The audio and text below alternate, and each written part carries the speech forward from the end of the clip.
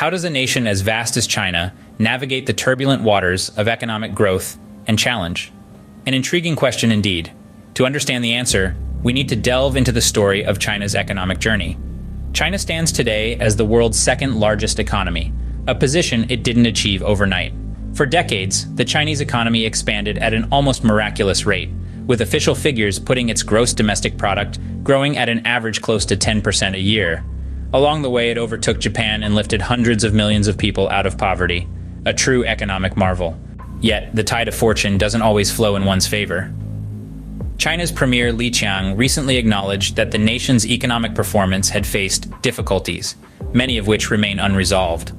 The nation is facing numerous challenges, including a crisis-hit property sector, a shaky stock market, high youth unemployment, and the threat of deflation as consumer prices continue to fall. In the face of these challenges, China has set an ambitious growth target of around 5% for the year 2024.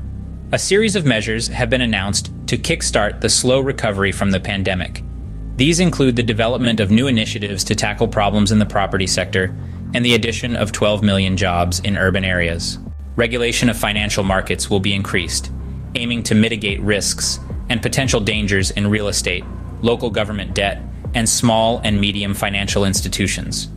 Research will also be stepped up in new technologies, including artificial intelligence and life sciences, as China looks to the future.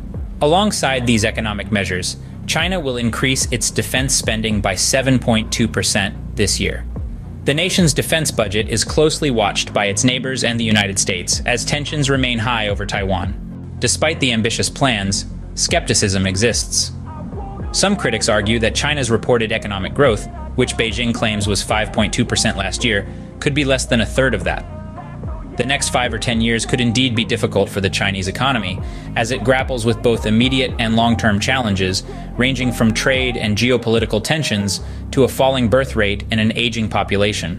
One of the most serious of these challenges is associated with the housing market, which according to the International Monetary Fund accounts for around 20% of the economy. The crisis in the real estate industry is not just a problem for property developers, but also for regional banks highly exposed to it. In conclusion, China's economic journey is a tale of remarkable growth, but not without its fair share of challenges. The strategies for tackling these challenges are being laid out, but only time will tell if they will yield the desired results. The road to economic prosperity is often a winding one, and for China, the journey continues.